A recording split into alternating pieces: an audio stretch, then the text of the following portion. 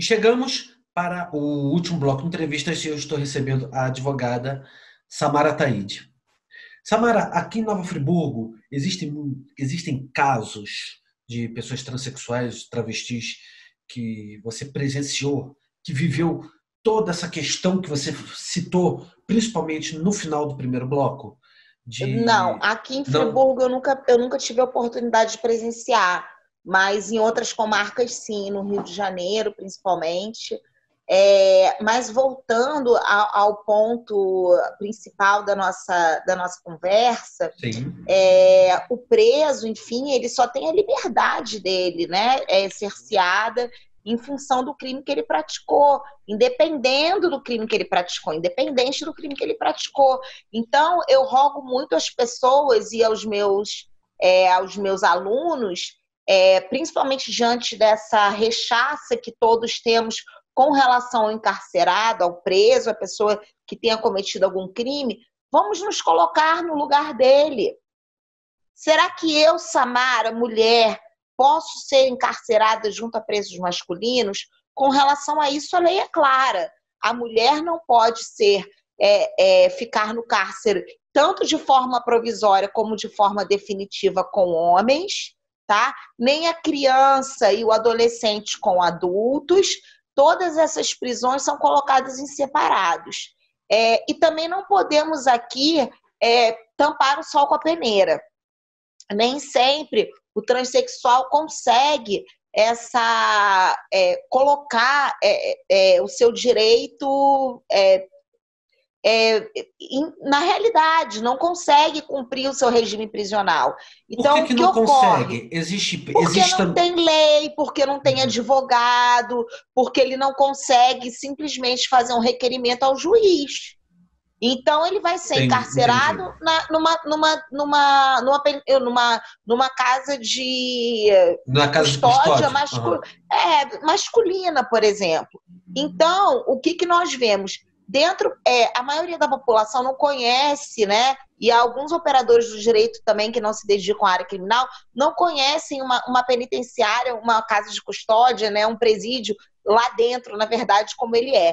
Por exemplo, dentro do presídio, os presos eles são divididos por facções criminosas, porque senão eles se matam, É né? Eles são verdade. divididos também o que a gente chama, entre aspas, de seguro.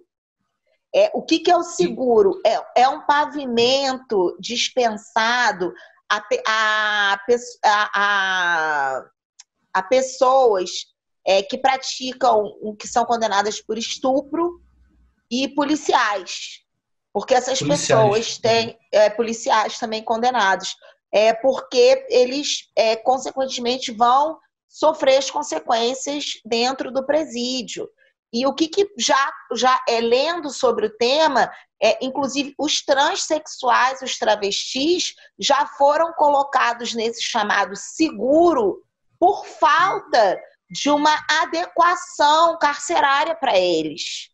Porque, na verdade, eles passam por uma série de constrangimentos, o preconceito que eles sofrem aqui na sociedade, do lado, vamos colocar assim, do lado de fora, continua existindo, inclusive maximizado lá dentro do sistema penitenciário.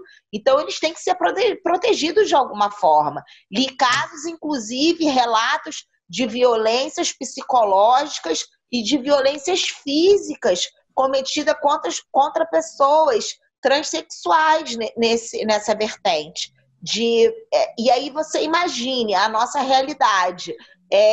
Um agente penitenciário que é responsável, vamos supor aí, por uma ala de 600 presos, e os presos tiram a roupa dessa pessoa, o que já aconteceu, e mandam ela desfilar.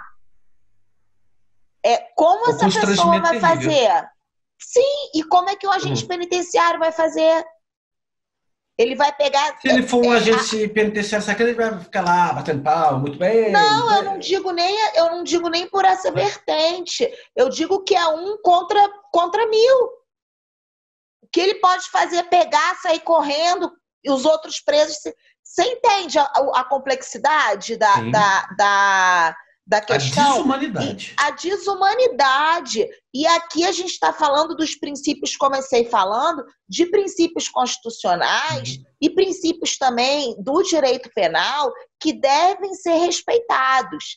Dentre esses princípios, um princípio aí máximo que está super em voga, o princípio da personalidade, que vem do direito civil, mas também está amparado pelo direito constitucional, o direito da dignidade da pessoa humana.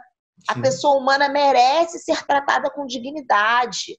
E no direito penal mais aprofundado, o direito, a pessoa, quando ela é condenada, dentro da condenação que o juiz vai colocar na sentença, ele vai seguir alguns princípios.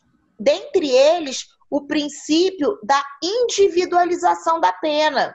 E olha que importância, uma pessoa trans, ela não tem que ter a sua pena individualizada dentro da sua adequação, dentro da sua particularidade, e o próprio juiz, vejo eu aqui como advogada, ele pode, inclusive na sentença, mencionar que na hora da execução da pena, ele deva cumprir em presídio feminino ou masculino, de acordo com a adequação sexual dele, tá? De acordo com o nome social, adequação sexual, enfim. Então, esses princípios... Que hoje é o correto. Exatamente. É o correto. Dentro desses princípios... Seguir o nome social. Exatamente. O STF, através de alguns julgados, principalmente do relator, o ministro Luiz Roberto Barroso, isso, ele falou, inclusive fez uma pauta dentro do STF falando sobre isso e dando negativa às pautas de discursos discriminatórios, tá? Que são incompatíveis com esses princípios que eu falei para você. E coisa importante também aqui, o preso transgênero tem direito à continuidade do tratamento dele dentro do presídio. Assim como um preso que possui diabetes deve ter seu tratamento continuado, assim como um preso com problema cardíaco tem que ter o seu direito, o seu direito à saúde, né? E os seus medicamentos fornecidos, o preso transgênero também tem que ter o seu tratamento continuado, como, por exemplo, as reposições hormonais de que necessitam. Então, isso é importante ser dito e é uma grande inovação para o direito, tá? É uma grande... Sim. O papo está muito bom, desculpa te interromper. Deveríamos ter uns 5 programas, né? Deveríamos ter uns 5 programas. Nosso tempo está praticamente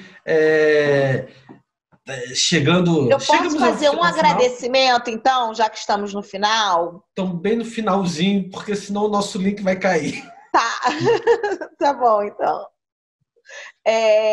Já agradecendo ao professor Hamilton, um professor meu acadêmico, que me ajudou muito no estudo do tema, agradecendo a todas as pessoas que continuam na luta, tá, para que essa realidade mude, e agradecimento aos advogados criminais que também lutam por esses direitos, não apenas dos presos transgêneros, mas como todos os presos, numa realidade que nós vivemos em contraponto a um pensamento social ainda retrógrado. Muito obrigada pela oportunidade.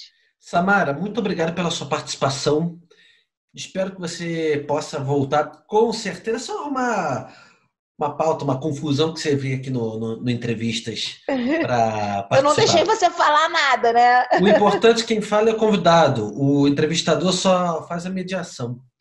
Muito bem, o Entrevistas de hoje fica por aqui. Você pode acompanhar essa edição e as demais pelo canal do YouTube. Só vocês se inscreverem no YouTube do programa, assistirem esse programa e os demais da temporada 2020. Muito obrigado pela sua audiência, uma excelente semana a todos e semana que vem esperamos poder nos encontrar nesse mesmo formato. Todo mundo em casa, todo mundo se protegendo, que em breve, se Deus quiser, a Covid-19 vai acabar. Um grande abraço, muito obrigado pela audiência e até lá.